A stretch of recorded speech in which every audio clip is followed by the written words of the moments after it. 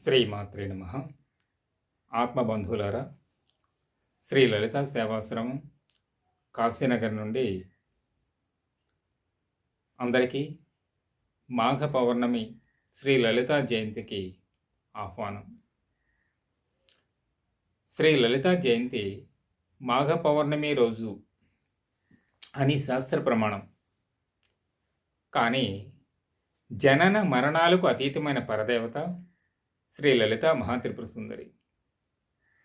శూన్యానాం శూన్య సాక్షిణి అంటే ఈ బ్రహ్మాండ కోట్లు సృష్టి కాక ముందు మహాప్రళయం తరువాత కూడా ఆమె సాక్షి అయి ఉంది.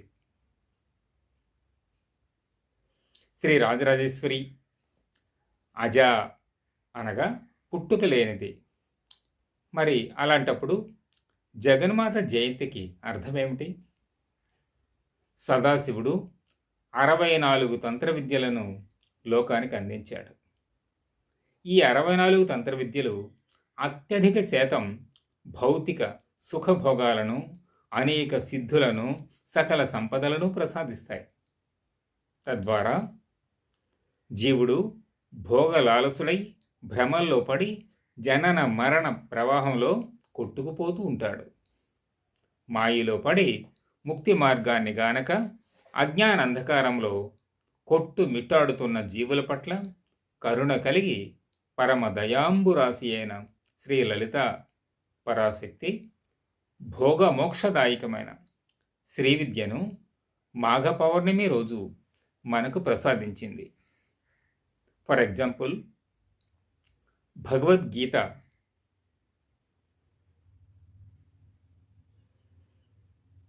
ఎలాగైతే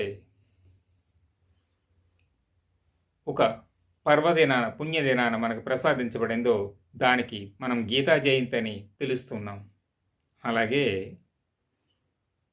లలితా జయంతి అని కూడా శ్రీ విద్య ఈ అనంత విశ్వానికి అందించబడిన రోజునే శ్రీ లలితా జయంతిగా పాటిస్తున్నాం. ఈ శ్రీ విద్య మాఘ పౌర్ణమి రోజు ఈ విశ్వానికి తెలిసింది. అమ్మవారే శ్రీ విద్య రూపంలో ప్రకటమయ్యారు.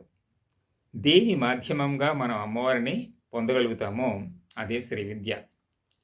శ్రీ విద్యకు శ్రీమాతకు భేదం లేదు.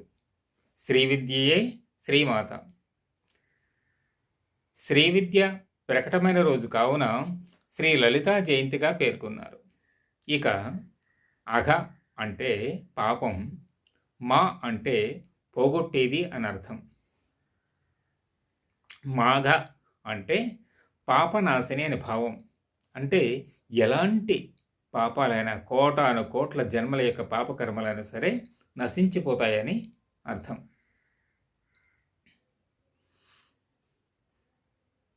ఇక పౌర్ణమి అనేది పరిపూర్ణతను తెలియజేస్తుంది. చంద్రుడు 16 కళలతో పరిపూర్ణుడైనట్లు శ్రీ విద్య షోడశని. షోడశ అంటే 16 అక్షరాలు, అమ్మవారి యొక్క 16 దివ్య మంత్ర బీజాక్షరాలు. వాటిని ఉపాసిస్తూ శ్రీ లలితామాతను ఆరాధించే మానవులు ఇహములో పరిపూర్ణ సుఖభోగాలు పొంది కైవల్య పదాన్ని సహితం కైవసం చేసుకుంటారు. కావున మాఘ పౌర్ణమి రోజు అందరూ శ్రీమాతను శ్రద్ధా భక్తులతో ఆరాధన చేసి సకల సంపదలు, సకల సుఖ భోగ భాగ్యాలు పొంది తరింతురుగాక. శ్రీ విద్యా దీక్ష పొందని వారు తెలిస్తే చదవగలిగితే లలితా సహస్రనామాలు అలాగే ఖడ్గమాల స్తోత్ర పారాయణ చేసుకోండి. పారాయణ చేయటం తెలియని వారు, చదువు రానివారు శ్రీమాత లలిత అనే నామాన్ని రోజంతా స్మరించుకోండి.